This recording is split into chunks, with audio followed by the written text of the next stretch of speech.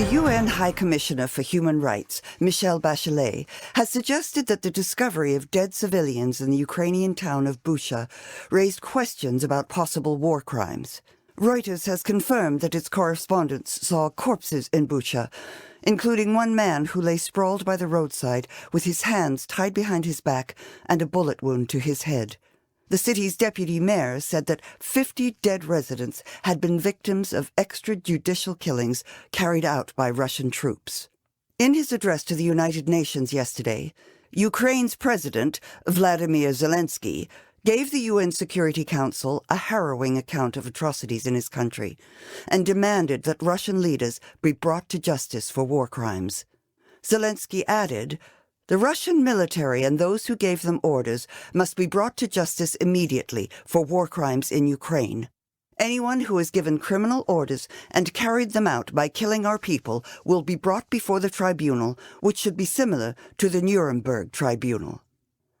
And today, the United Nations voted 93 to 24 to suspend Russia from the Human Rights Council following allegations of Russian soldiers carrying out mass killings, rape, and torture in Ukraine.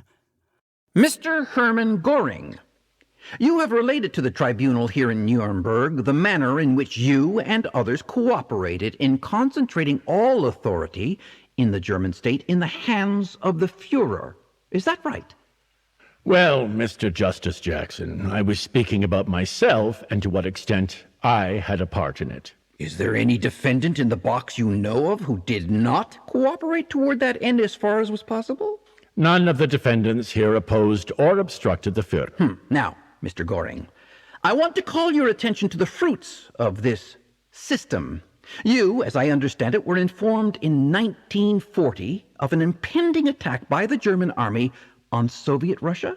Yes. You believed an attack not only to be unnecessary, but also to be unwise from the point of view of Germany itself? At that particular time, I was of the opinion that this attack should be postponed in order to carry through other tasks which I considered more important. You did not see any military necessity for an attack at that time? I personally believed that at that time the danger had not yet reached its climax, and therefore the attack might not yet be necessary. But that was my personal view. You were opposed, and told the Führer that you were opposed to an attack upon Russia at that time. Am I right or wrong? That is correct. You were opposed to it because you thought that it was a dangerous move for Germany to make. Is that correct?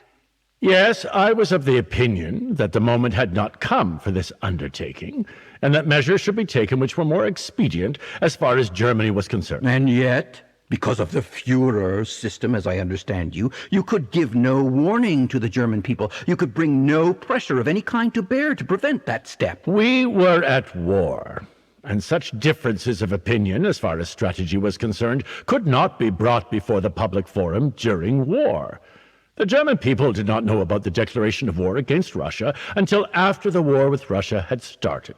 At what time did you know that the war, as regards achieving the objectives that you had in mind, was a lost war? It was only towards the end that I became convinced that the war was lost. Up until then, I had always thought and hoped that it would come to a stalemate. Well, in 1941, the offensive in Russia broke down. We had reverses, or rather, the goal which we had set was not reached. The push of 1942 proved well enough that there was no question of a Russian military collapse. Some of our German corps, which had pushed forward, were thrown back, and some were withdrawn. The totally unexpected early frost that set in was, in part, the cause of this. Will you fix in terms of events or time when it was that the conviction came to you that the war was lost? When, after January 12, 1945, the Russian offensive pushed forward to the Oder, and at the same time the Ardennes offensive had not penetrated, it was then that I was forced to realize that defeat would probably set in slowly. So, do you want us to believe that as a military man, you, Field Marshal Hermann Göring, the highest-ranking military officer of the Greater German Reich, you did not realize that until January 1945, Germany could not be successful in the war? The moment when I realized that success was no longer possible was much earlier, whereas the realization that we would actually be defeated did not come until 1945. But for quite a while before 1945, you knew that a successful termination of the war could only be accomplished if you could come to some kind of peace terms with the enemy. Was that not true? A successful termination of the war could only have happened if I'd either conquered the enemy or through negotiations with the enemy, come to terms with the enemy. I call it a draw when I come to terms with the enemy. This does not bring me the success which victory would have brought, but on the other hand, it precludes a defeat.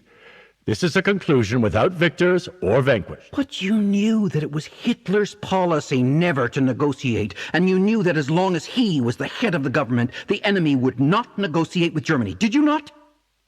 Hitler did not want to negotiate under any circumstances. Yes. Russian setbacks and Ukrainian resistance since Kremlin troops invaded on February 24th have stunned military experts and triggered bitter infighting among the Russian hierarchy.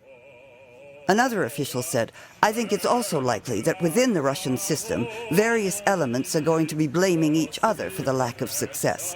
So that's going to also complicate the challenge for the truth getting through."